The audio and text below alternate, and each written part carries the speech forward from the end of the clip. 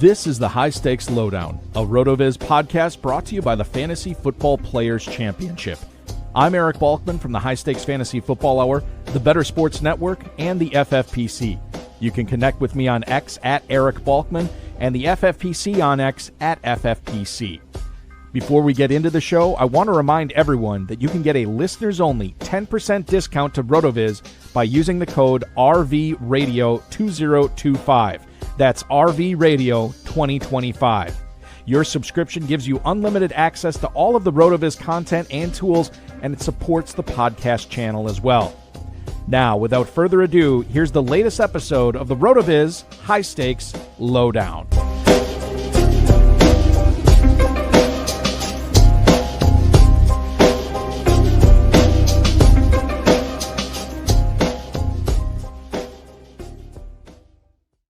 Welcome in, ladies and gentlemen. It is the final day of September 2025, and we are on to week 5. Welcome into the RotoViz High Stakes Lowdown. So glad for you to be joining us tonight as we get you those rosters and lineups set for week 5, a crucial week in the FFPC, as they always are.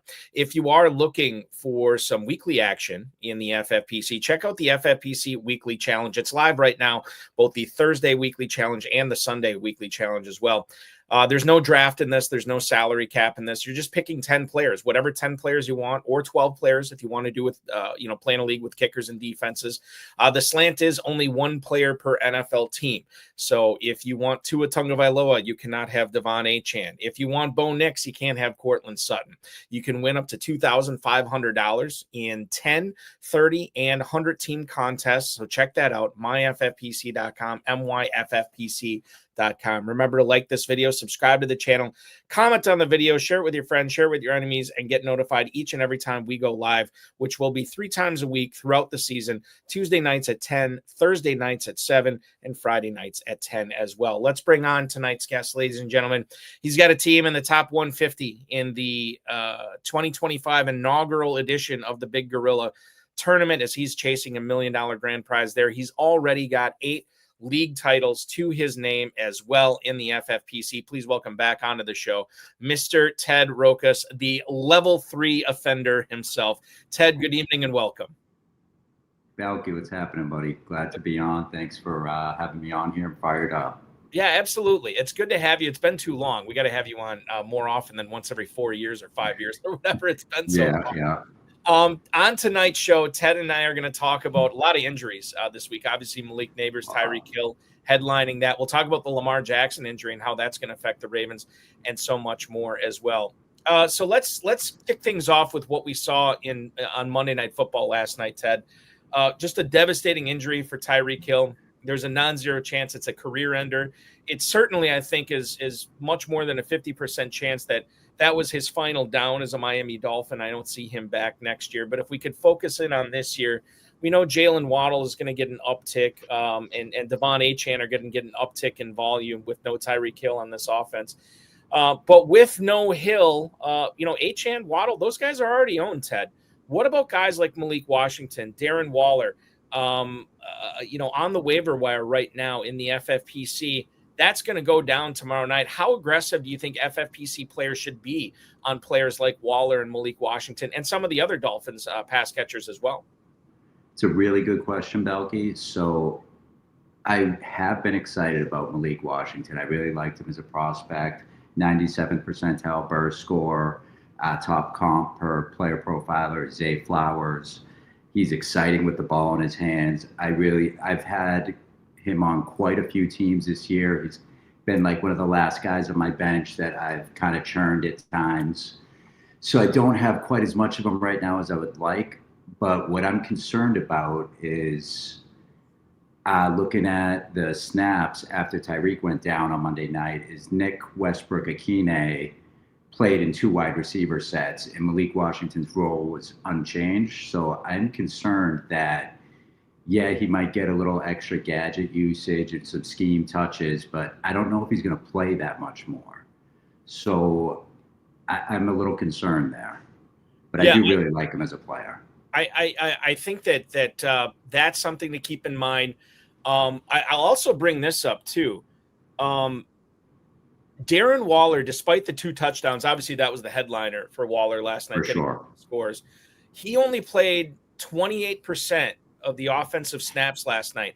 16 offensive snaps for Waller, and yet Julian Hill played a season high 40 snaps at tight end for the Dolphins. Now, Hill and Waller got 4 targets. Hill only got 2. He gets the 19-yard catch, but Waller was the guy that got in the end zone twice. And I feel like FFPC players, rightly or wrongly, are going to go heavier on Waller than Hill. Maybe Julian Hill's like the sneaky guy we should take a shot on just to see what happens over the next couple of weeks and let somebody else pay up for Darren Waller. Yeah, I'm interested in Waller a little bit more. Just he's got that pass catching history, but I mean the guy's 33. He's been out of the league for 2-3 years now. So on the one hand, it's a pretty impressive debut. Come in, gets 2 touchdowns. I expect his usage will ramp up, but I mean running 10 routes a game just isn't going to cut it. He's going to have to be on the field considerably more. I don't know how high-powered of an offense Miami's going to be, especially with Tyreek down now. So to be honest, I'm probably going to be going light on Waller, and I might throw some light bids on Julian Hill too, as I don't expect I'll get much Darren Waller tomorrow. But Julian Hill's actually, I hadn't really been thinking of that. That's a good idea, Balky. I'm going to probably throw some bids out on him. Less than $10 on Hill, you probably get him, right? I mean, I don't think you have to pay up for him at all. He's a good fallback, certainly, if you don't get Absolutely. Waller. Especially in leagues where you're struggling at tight end. Exactly. Great point. Yeah. Maybe you do the keep him honest bids with Darren Waller, and if somebody else overpays for him, you take Hill for like $8, $7, or whatever it is, and then see what happens over the next couple of weeks for the Dolphins. Miami wasn't the only team that lost their best pass catcher. The Giants, and this one really stings. I think about Ted. I don't know if you were in the same spot. There were so many leagues, especially in the Kentucky Fantasy Football State Championship, where it had late first-round picks. And almost all the time when I was considering Nakua versus Neighbors, I almost always went Neighbors. And now I'm just pulling my hair out. What's left of it? It stinks. And Neighbors could have had a great season too. And obviously, I think Nakua slows down, but who the hell knows at this point? He's been unbelievable. The question here with the Giants is this is a team bereft of playmakers. I mean, like Neighbors was the playmaker on this team. Yeah. Now you have Wan'Dale Robinson, who's obviously owned in most leagues. I'm going to bring up the Mojo stats on this here in a second. Anytime we cite player ownership in the Big Gorilla or the FFPC Main Event, it's due to fantasymojo.com. Darren Armani runs that site. You can connect with him on X at Fantasy Mojo, fantasymojo.com. If you play in the FFPC, highly recommend you get a subscription there. Yeah, I mean, you're looking at Wan'Dale Robinson owned in 100% of FFPC Main Event leagues, so he's right out. But then you think about like guys like Darius Slayton, 5%, right? Jalen Hyatt is not owned at all. Theo Johnson, granted, it's tight end premium, but 76%, so he's still out there in some main event leagues as well. We know that Tyrone Tracy is down for another week or two, and you're looking at Cam Scadaboo there.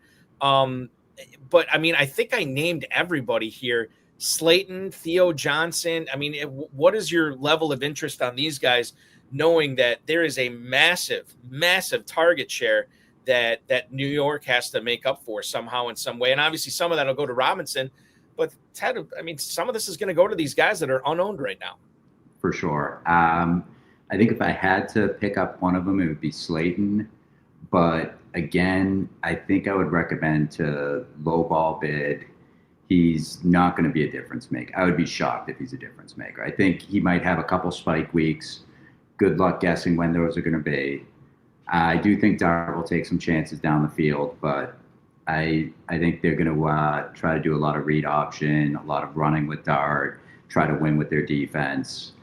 I don't expect Slayton to be a difference maker. I think you're probably going to see some teams that are desperate at wide receiver now bidding 10, 15, 20% of their blind bidding budget, and I just don't see him returning value on that. I would rather hold on to my dollars and spend a smaller amount on a backup running back, and we may get to that later. Slayton's interesting because you have a week where in week 5, where the Giants go down to the Big Easy to take on the Saints. And you could have Theo Johnson look really good. You could have Slayton look really good in this game. But then Ted, after week 5, home against the Eagles, at Denver, at Philly, home against the Niners. And then it softens up a little bit in mid-November when they get the Bears. But then you go Packers and Lions after that too, which is not going to be easy. So Steve Urgalos, who's in the chat right now, he was like the king of Theo Johnson. I don't know how many Kentucky leagues I was in with Steve, and he was always snaking Theo Johnson on me. But this is a player that I always kind of liked, Ted. Off the charts athleticism coming into the NFL. And I can't remember who said this. Might have been Scott Baird from Fantasy Points. You know, in order to find fantasy goodness from a lot of these players, you have to look at, like one of the prerequisites is the opportunity to be a top 2 target earner on their team. And at the start of the season, I looked at the Giants and I'm like, well, obviously Neighbors is number 1. Kind of undecided after that. I didn't know if it'd be Robinson or Slayton or Theo Johnson. So I tried to get him in some leagues, and now he's got this opportunity in front of him. This is a player that's coming on right now. If you look at this past week, he did get 5 targets. He got in the end zone. He turned those 5 targets into 3 catches. For the leagues that Johnson is out there, which is about a quarter of the FFPC main event leagues, Ted, do we need to go like 200 plus to get this guy on our roster now? I think you're probably going to have to go in that vicinity to get him. And I think if you're hurting at tight end, I think he's worth it. I would rather go after him, I think, than Waller. I think he's going to play more. He's just very explosive. I mean, he ran sub 4.6 40 coming out of college. Like he could be a difference maker potentially. Will he be? But it's at least you can see it. I would say it's a young man's game, Ted. And Theo Johnson is much. In fact, I don't even know how old he is. I'm going to look it up right now. But Waller's 33. Theo Johnson 24.6. Yeah, he turns 25 in February. So this is age 24 season. Certainly, this is a player that you want on your team. And I do believe, and I could be wrong on this, but I do believe he was the Tyler Warren predecessor at Penn State too. So there is that as well. Okay. We've been talking about the upside of some of these guys. We've got to talk about the downside of Calvin Ridley. This is a player that in drafts this year, I felt like I was maybe taking running backs and I don't want to say ignoring wide receivers, but I didn't go hard on wide receivers as I normally do in like these 3 wide receiver leagues, because I like this little glut of Jameson Williams, George Pickens, Calvin Ridley, Chris Olave, all these guys that I'm like, God, these are all great number 3 receivers this year. And boy, I could not have been more wrong, at least so far, on Calvin Ridley, dude. This guy, we started saying that, I think it was after week 2, we started saying like he might not be the number 1 receiver on his own team, with Alec Iamaner really taking a step forward, the rookie from Stanford. And you look at the stats this past week, 7 targets for Iamaner. He catches 2 of them. Ridley only saw 3 targets. Now he did catch 2 of them, which is good. But I think Cam Ward was really upset with the way the offense is playing right now. And Calvin Ridley, I mean, for those of you who drafted him as your number 4 receiver, I mean, certainly he's got to be planted on your bench at this point. They get the Cardinals in week 6. If you did go with a running back heavy team and you do have to start 2 wide receivers, hopefully there's somebody else you can start over Ridley. If not, you kind of got to wear it at this point. What do you think's going on with Ridley? Why do you think he's been struggling and has not been the player that FFPC draft capital dictated that he would be in 2025, Ted? I'm right there with you, Balky. I drafted too much Ridley this year. I was expecting him to have a really good year. I like the camp reports. I heard of him and Cam Ward meshing, and he's been brutal.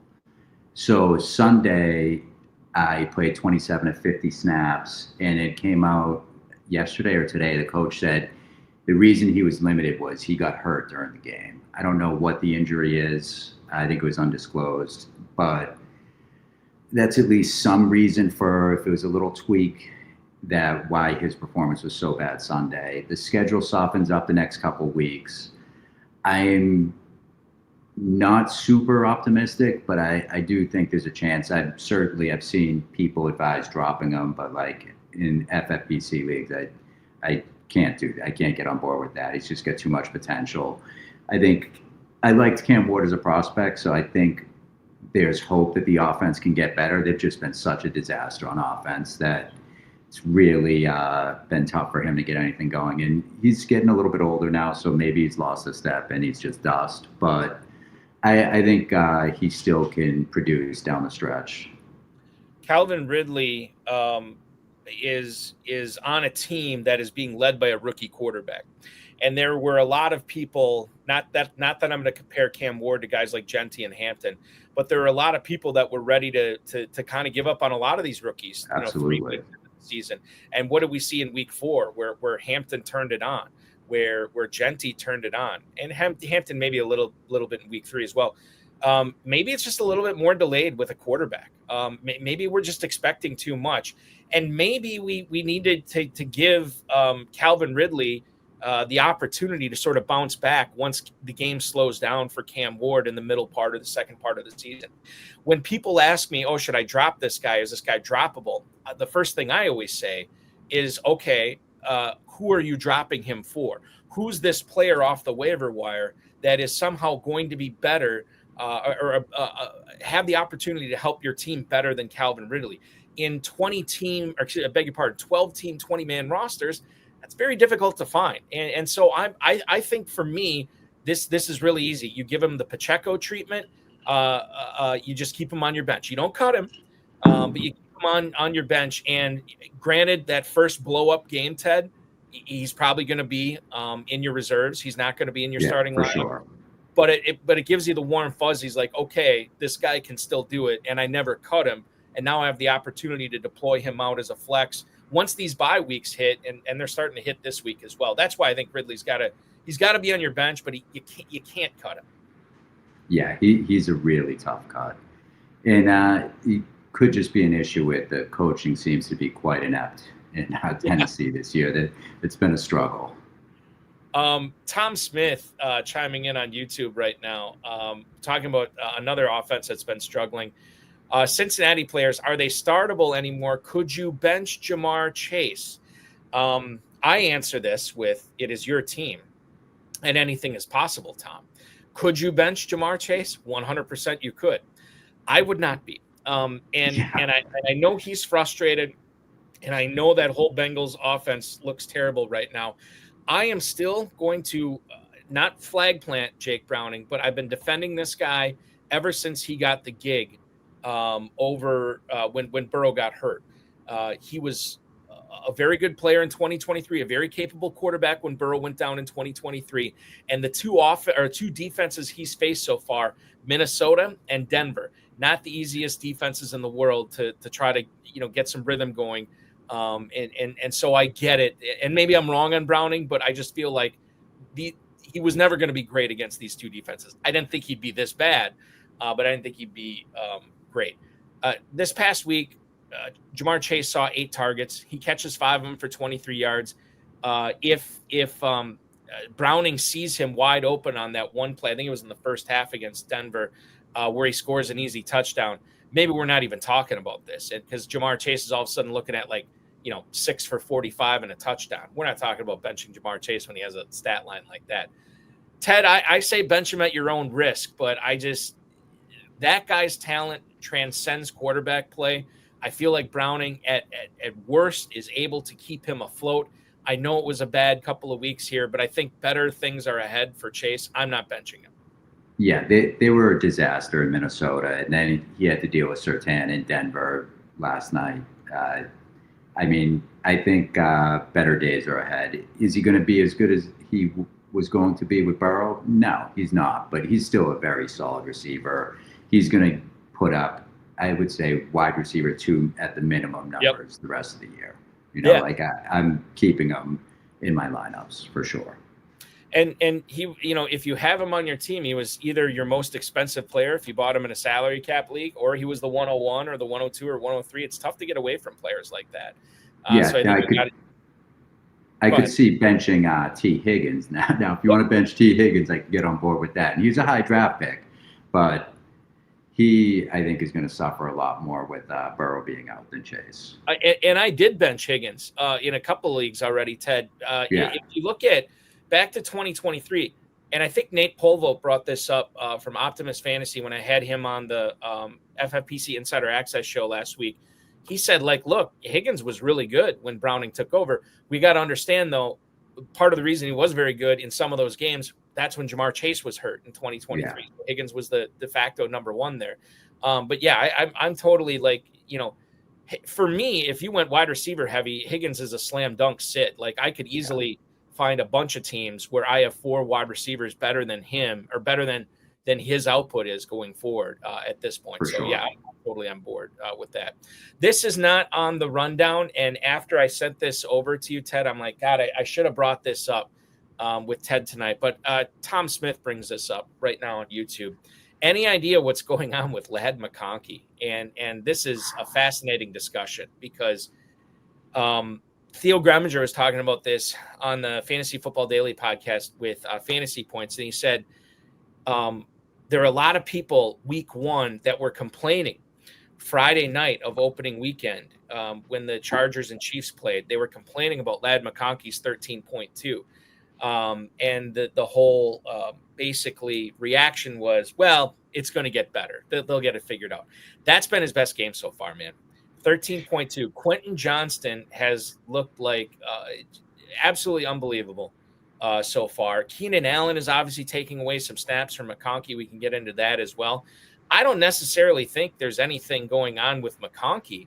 I think it's the breakout of Johnston. I think it's the presence of Keenan Allen. I think there's a lot of things that go into this. Now, the real question is here, is this going to even out? Is McConkey going to get back to somewhat what he was last year? And I can't unequivocally say either way. But right now, Ted, I don't think he gets there. And I think he's looking like more and more like a draft boss. Again, not necessarily because of his level of play, but the players around him. Yeah, I think that's valid, Balky. This is something I've talked about with some friends a lot the last couple of weeks. And as of last week, I thought Ladd going into last week was a great buy low. I wasn't sold on the QJ breakout, but I really, after this last week in New York, like he looks like a number 1. I mean, he was a first-round draft pick. He's got the pedigree. And he seems like it took him a couple years to get his head on straight and get accustomed to the pro game, but he's been really good. I do still think Ladd can eat in that offense, though. Their pass rate over expected is very strong right now. They're slinging it all over the place. So they're playing pretty quick. Like I think there's room for Ladd, QJ, Keenan, all of them to put up some decent numbers. I don't think Ladd's going to return value on where if you were drafting him late 2nd, early 3rd round, but I do think he's going to be a viable fantasy starter going forward. I think better days are ahead for sure. Yeah, I mean, I think you're right too, and I think we got to reevaluate our expectations. What you were saying about what McConkey is going to do for fantasy teams this year. The upcoming week, the Chargers are at home against the Commanders. That's a total of 48.5 in that game. I do like McConkey this week as a flex for sure. So make sure he's still in your lineup as well. And of course, Scott McMillan chiming in too. Keenan Allen can go down any day also. Hopefully not, but we have seen Keenan Allen miss some significant time over the course of his the last few years. And this is the oldest he's ever been. So that's something to keep in mind as well. The Vikings, let's talk about them. They're in Dublin last week.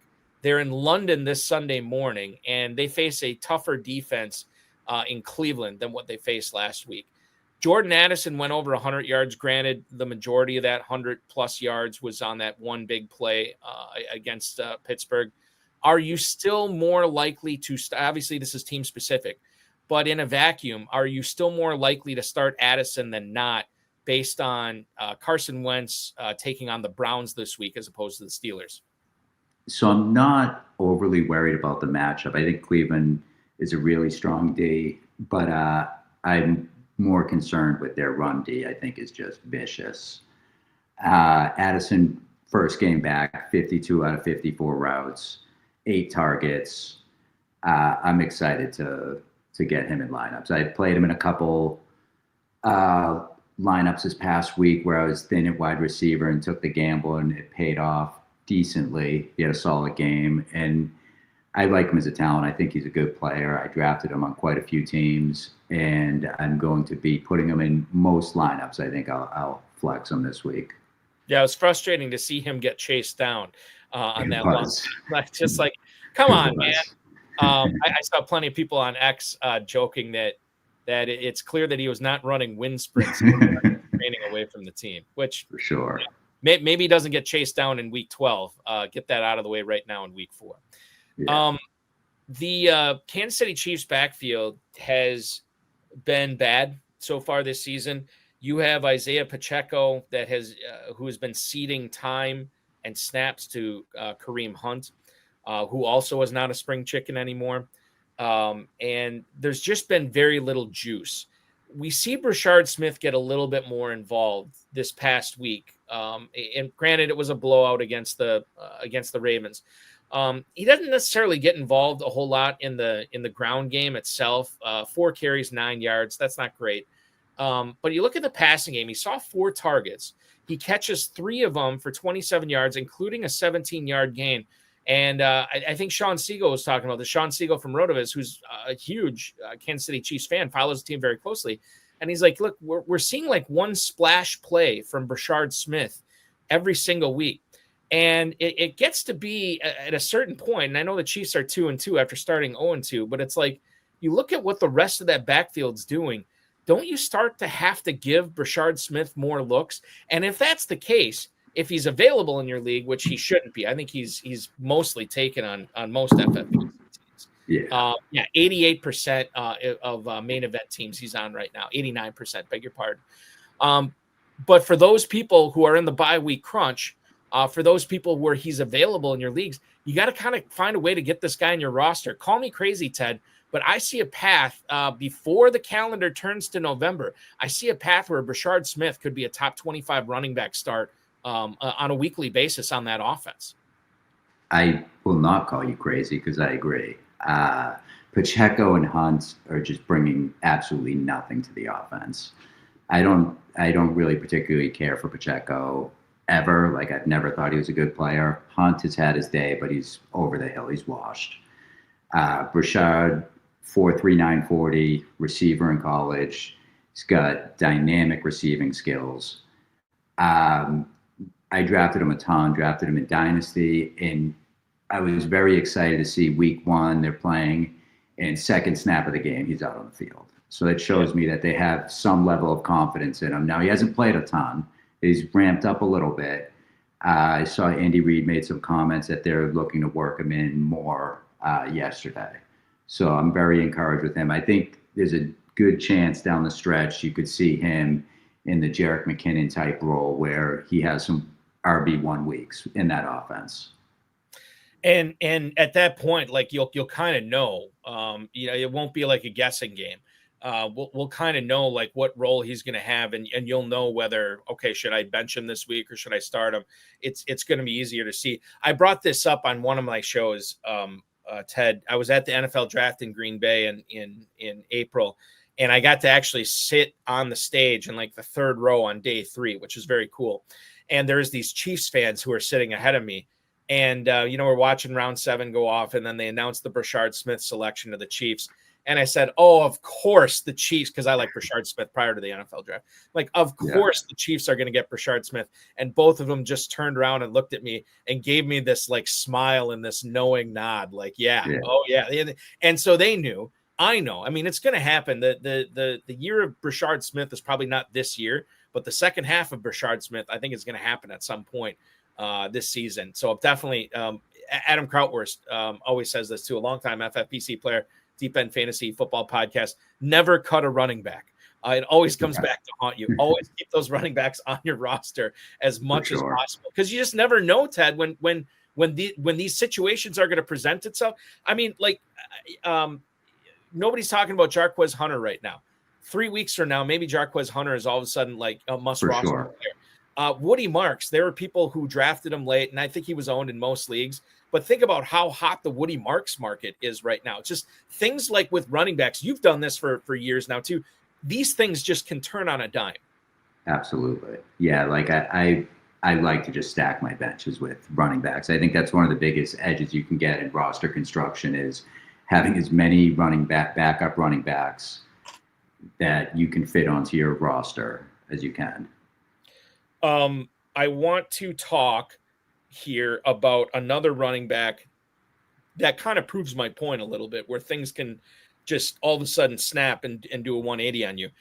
Kendra Miller was kind of left for dead multiple times over the course of his 3 years in the league, or 2+ years in the league, I should say. Then the Saints draft Devin Neal.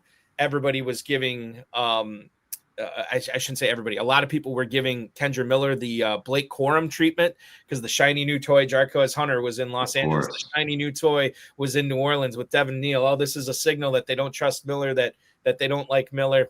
And maybe it was just a case that they needed depth. They just happened to like Neal because Kendra Miller, I was trying to watch this game. I had Red Zone on, and it just seemed like every time they cut to this Saints-Bills game, Kendra Miller was getting a carry or a catch to the point where I'm like, God, did Kamara get hurt? And I just missed it. And I have to bring this up because Kamara is not a young man anymore. He's old for a running back, I should say. And you have Kendra Miller on a lot of your teams. So number one, I want to know what was the thought process on acquiring Miller on so many of your teams? And then two, how likely is it that we're seeing a little bit of a changing of the guard right now? I think some fantasy players out there will say, yeah, this was the start. It's Miller's the guy now over Kamara. Many people, myself included, are not quite there yet. Maybe it's inevitable, maybe it's not. But I want you to weigh in on what you liked about Miller, not only for Dynasty, but in the pre-draft process or in drafting season, and then what you think this backfield is going to look like with him and Kamara now going forward. So I didn't draft Kendra on a lot of teams. I saw how they played the first week. And he went undrafted in a lot of leagues, especially earlier drafts. And I saw how fast New Orleans was playing, and he was the clear number 2. He's young. He's a prospect a lot of people liked, and was just buried. I think it was Dennis Allen was the coach, seemed to hate him. And he's the perfect guy to stash. Young, he's got some juice, pretty good prospect. Aging veteran in front of him, clear, locked in number 2. I mean, it's just the perfect recipe for what you could want. You know, the offense that plays fast, going to be behind, so the potential for a lot of check downs if he does take over, if there's an injury to Kamara. And Kamara, I don't think it's necessarily the beginning of the end for him. I mean, he's past his prime for sure. His rushing efficiency's been going downhill over the years. I think he could still bring something to a different team. And I think it's maybe 25% chance, 20% chance he ends up getting traded. He's got a very reasonable contract, and he could help out a team in the playoffs. But obviously New Orleans isn't headed in that direction. So even if he doesn't get hurt, they don't trade him, there's still a chance down the stretch where they just say, hey, you know, maybe Kamara's got a little ding or something to say, hey, we want to give the kid a chance and see what we have in him. You know, so he's just a perfect guy to roster early in the season. I want to be clear about this. I still feel good about starting Kamara against the Giants this week, and I would not feel good about flexing out Kendra Miller yet. No. I mean, this could change fairly quickly, and be honest with you, I'm surprised that it changed this much already for me. You laid out some pretty good reasons why we should be rostering Kendra Miller, but I don't think his time to start him is yet. Okay, I want to let's see here, move on to Denver. This is another backfield, and this could be me just reading too much into a blowout type game, because J.K. Dobbins did go over 100 rushing yards, which doesn't usually happen with Sean Payton teams. They made a big deal out of it last night. I'm going to make a big deal out of RJ Harvey because he catches the garbage touchdown late, but it still happened. He caught a few other passes, had right around 50, 60 rushing yards as well. This is a tough spot for him this coming week. Do you still just keep him on your roster, let him marinate on the bench, or does he become flex worthy in a tough matchup in Philadelphia in week 5? I'm not flexing him. I need to see more consistent increase in usage before I feel comfortable flexing him. With Sean Payton, like 1 week, he can flip on a dime. His usage can be very different week to week. That said, there is some spots where I'm hurting at RB2, and I'm going to probably have to start him. I started him in 1 league this week. So, if you're hurting at RB2 and you need a Hail Mary, like, he's not a bad play, but he's not someone you're happy to start. That's for sure. I'm looking at this right now. I know the Packers are on bye this week. I believe the Steelers are on bye this week, and then the Falcons and Bears. Yep. So obviously no Bijan Robinson, no Tyler Algier, no DeAndre Swift, no Josh Jacobs, no Kenneth Gainwell or Jalen Warren. And I don't think I have it on here. The Kenneth Gainwell thing, I've heard some people telling me that they think even though Warren missed this week, that he's going to have less. Kenneth Gainwell is going to eat into his volume based on how good he was in Dublin this past week. Do you see it the same way? I'm not saying Warren is the number 2, but this might be closer to a 1A and 1B situation, according to some people, some high stakes players I really respect. How do you see that Pittsburgh backfield when they go back on the field in week 6? I see it 1A, 1B. Week 1, Gainwell, I believe he outsnapped Jalen Warren by a decent amount. So then week 2, it flipped, and Jalen Warren has looked like the clear lead back since then. But with how well Gainwell played, I think he earned more playing time. And I think it'll be, maybe 55-45 in favor of Warren. But, I think it's going to be close, maybe even just 50-50. I think it'll be close. And it's important because Aaron Rodgers has the lowest average depth of target in the NFL right now, which means he's throwing a ton short to Gainwell, to Jalen Warren. Part of the reason I like Jalen Warren so much this year is because I knew how good of a pass catcher he was. I knew Aaron Rodgers wasn't all that mobile anymore, and I knew that he loved throwing running backs out of the backfield in Green Bay. You think about those Green Bay years, Aaron Jones, my God, it was a match made in heaven. With that. And so now Gainwell, and Gainwell is a coach's favorite too. Everybody, like, he is a coach's running back. He does everything well. He doesn't have any glaring weaknesses. He's not elite anywhere, but that's okay. You can work with somebody who's solid all the way around. Solid all the way around is not how I would describe the Baltimore Ravens right now. And it goes from bad to worse. They're 1-3. Lamar Jackson leaves that Chiefs game early with a hamstring injury. There's already talk that this not only could knock him out in week 5, Ted, but this could be a multiple week hamstring injury for Lamar Jackson. And if they're already talking about that on Tuesday before the Ravens play on Sunday, this has all the makings of just bad mojo, bad hoodoo, right? The wide receiver Zay Flowers has had 3 really good games and 1 clunker. Mark Andrews had a couple of good games already. Rashad Bateman, I mean, I don't know of anybody who is starting him on a weekly basis. He's more of a depth piece, right? Tom Smith brought up in the chat, Justice Hill is making some noise right now as well. And we have to bring up the Derrick Henry aspect. But going forward, I mean, if Lamar Jackson misses time, who are you starting in this offense? And I think we have to include Derrick Henry in this as well, who when he's been playing, he's been fumbling. And what did he get this past week? Like, I don't even know if he got double-digit carries. I never envisioned this for the Ravens here on September 30th, 2025, talking about who's startable and who's not startable. But here we are, Ted. Their backup quarterback's Cooper Rush. Yes. Yeah, he's competent. So I'm rolling Zay Flowers out with confidence. Like, they can get him the ball quick in short area of the field, let him do his work with the ball in his hands. And I'm fine with starting Derrick Henry, too. I'm not benching Derrick Henry unless I would have to be really loaded at running back to not be able to, or an even receiver. Like, I don't see, like, he's probably going to project still for 14, 15 points. I'm not sitting him in any leagues that I own him. I will say, I'm just looking at the stats right now. He did only have 8 carries in that game, but they went for 42 yards. So he was getting over 5 yards a carry. He also caught 2 passes for 16 yards.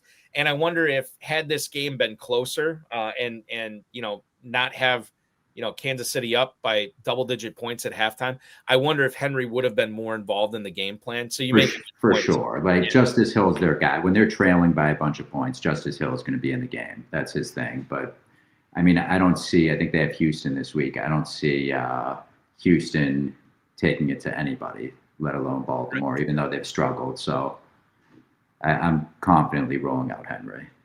And the Ravens are only 1.5 point dogs in this game. Obviously, that's assuming that Lamar. That's got to be assuming Lamar Jackson. Yeah, for sure. Because this game is in Baltimore. Texans are 1.5 point road favorite, and the total is dipped now to 39.5. It opened at 47.5, and obviously with no Jackson, this could be a knockdown, drag it out, slug it out type game. And that's the type of running back Derrick Henry is. Derrick Henry loves it. Yeah. You got to get him in your lineup, keep him in your lineup, I should say. And regarding Cooper Rush too, I think Sigmund Bloom was saying this. Like that guy for years in Dallas was one of the most underrated. I think it was Sigmund Bloom saying this, one of the most underrated backup quarterbacks in the league. And now it's his chance to shine. He's going to get a couple of talented tight ends to throw to, the running game of Henry. They got to get healthier on defense, but I think they lost 6 starters or something like that. But even if they don't, Ted, that's almost better for the Ravens because then you bring into the whole shootout potential too. Absolutely. Sticking in the same division, Harold Fannin, a guy that I regret not taking more in Dynasty Leagues. I let other people take him. Obviously, I don't play in the FFPC because I can't. But in the Dynasty Leagues, the majority of the Dynasty Leagues I play in are not tight end premium. So for me, it was just kind of like, well, I like Fannin, but I'd rather grab another running back or rather grab another receiver. And clearly I'm regretting that right now. This is a guy, I believe, don't quote me on this, I think he is leading the Browns in both targets and receptions right now, which is crazy considering that he has been splitting a lot of the tight end routes with David Njoku, who was drafted as a top tight end this year. He's been a significant surprise to me so far this year. I'll let you weigh in on that. And then what do you think about flexing him out in London against the Vikings on Sunday? I'm a big fan of Fannin. I drafted him in the FFPC Dynasty League I'm in, and he was a priority for me. I made sure to get him. His production profile coming out of Bowling Green was just absolutely insane. I mean, this guy put up video game numbers. And this week, his playing time has trended up a little bit. This was the first week he snapped Njoku in single tight end sets and on first and third down. So I thought that's very good for his usage going forward. I've been very pleased with how they've been utilizing him. I wouldn't say he's a must start this week by any stretch, but there is some spots where I have a ton of them in big gorillas in main events, and I will definitely be deploying him on some teams. I think he's in a good spot. Would you rather, I mean, I'm not saying that you're probably not facing this, but if somebody did have Fannin and Njoku on the same team, would you rather play Fannin? I would rather play Fannin right now. Yeah, for sure. I think tight end has been wild this year. When you look McBride and Bowers, okay, we get it, but Bowers has been playing hurt a little bit, which kind of stinks. Tyler Warren, Jake Ferguson, Juwan Johnson, Dalton Kincaid, Tucker Kraft, Brenton Strange. Yeah, we talked about Theo Johnson. It's wild, man. How much tight end change. And I don't know if like how you normally handle tight ends in big gorillas and main events. Do you typically? I feel like I employ the strategy. I always try to do this every year, Ted, and it doesn't always pan out because I get excited. If I don't get if I didn't get McBride or Bowers or I'll throw Kittle into that as well. Those were the three I like best. And if those three went off the board, I usually would not take Laporta or Hawkinson. Then I was waiting and I would take Tucker Kraft or Ferguson was another one. Tyler Warren was another one I liked. For me, I like the idea of getting an elite tight end, but if I don't, then I want to wait for 8, 9 tight ends to go off the board and then grab tight end 10, grab tight end 11, and then usually another tight end shortly thereafter. How do you like to handle tight ends in tight end premium formats and drafts? It's tough in the FFPC because there's a lot of variance from draft to draft. Like some drafts, you just get wild tight end runs. I like hammering elite tight end early. So the big three you named this year, Bowers, McBride, Kittle. Any chance I got to take them, I was taking them. I didn't get a lot. I hardly got any McBride because I had the opposite issue this year as you. Most of my drafts were in the first 6 slots. I know you were saying you had the second half, so I barely have any. I think I have neighbors on like one team, and fortunate with that.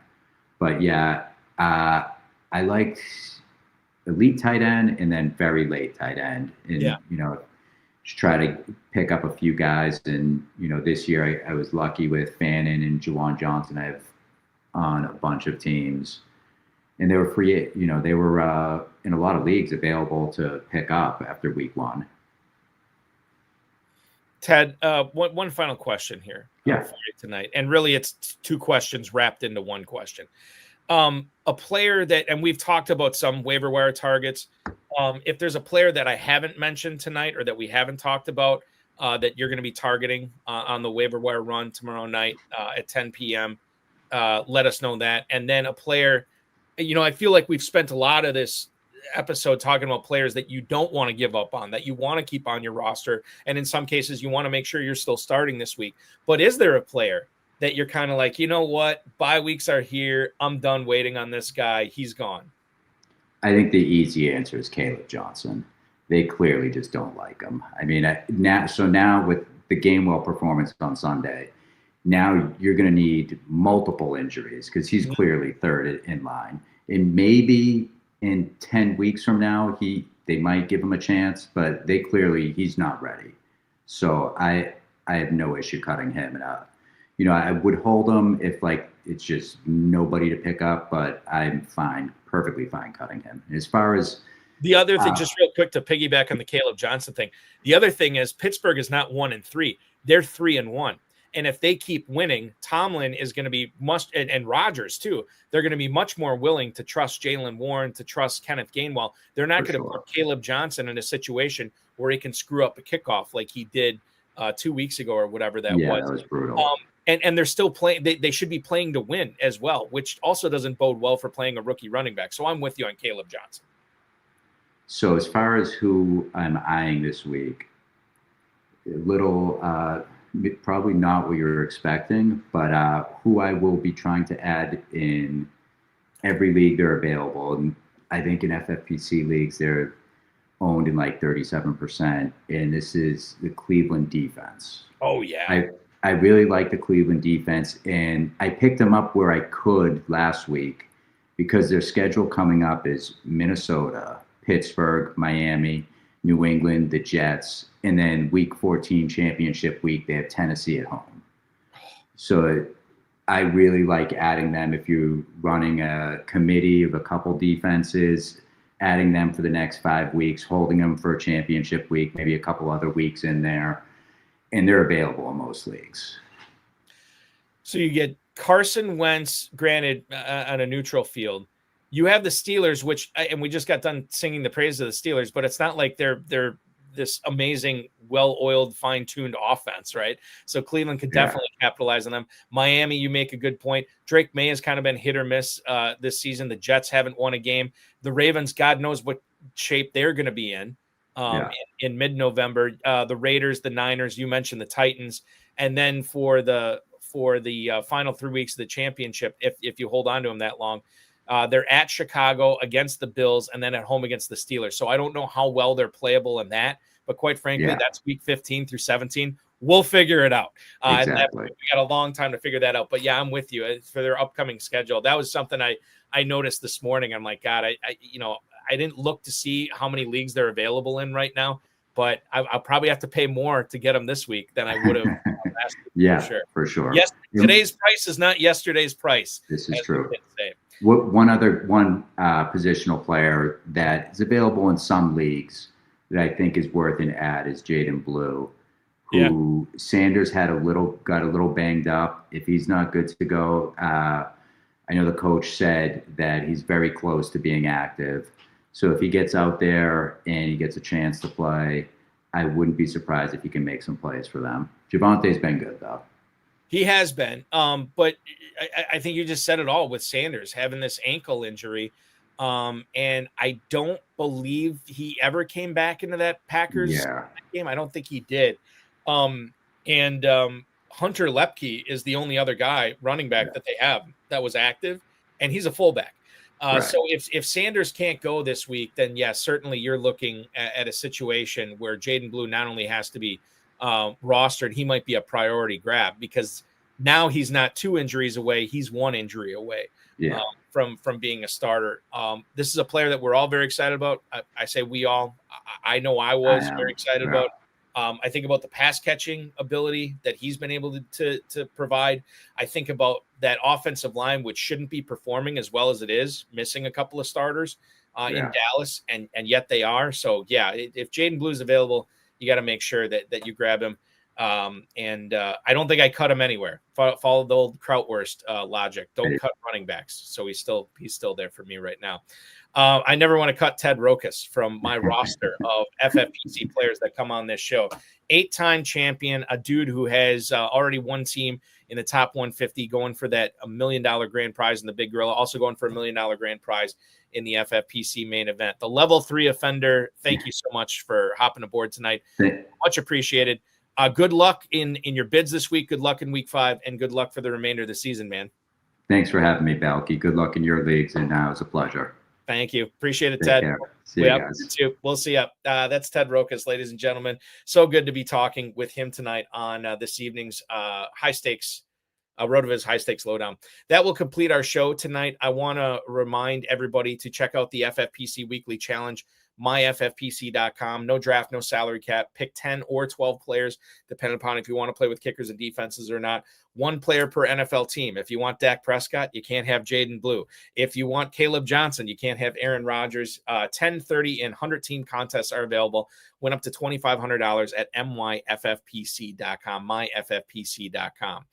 I want to let you know that we will go live Thursday night at 7 p.m. Eastern Time for the best Thursday night football pregame show, fantasy football pregame show in the business. The FFPC Insider Access Show will go live on the FFPC socials as well as the Better Sports Network, 7 p.m. This Thursday night, with C.H. Herms. My good buddy Herms from Optimus Fantasy will join me for 2 full hours of fantasy football. We'll cover that. We'll watch that first quarter with you as part of your 2-screen experience with the Rams and Niners. God, are the Niners going to be able to field a healthy team this week? That's going to be interesting to watch as well.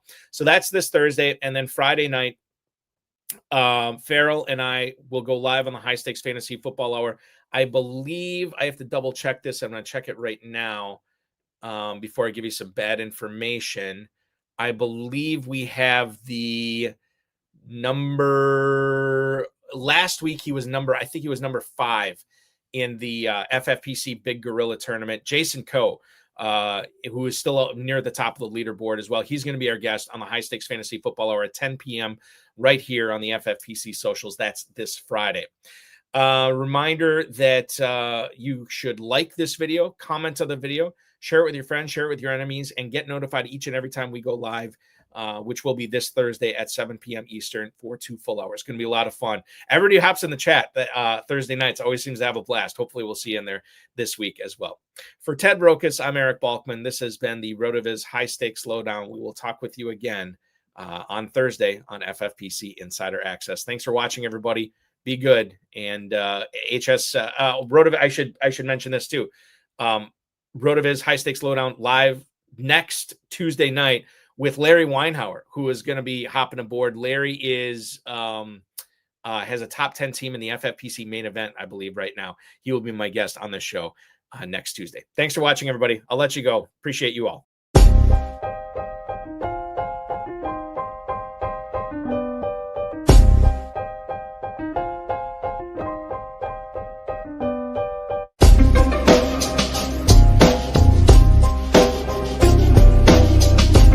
Thank you for listening to the High Stakes Lowdown, a RotoViz podcast brought to you by the Fantasy Football Players Championship.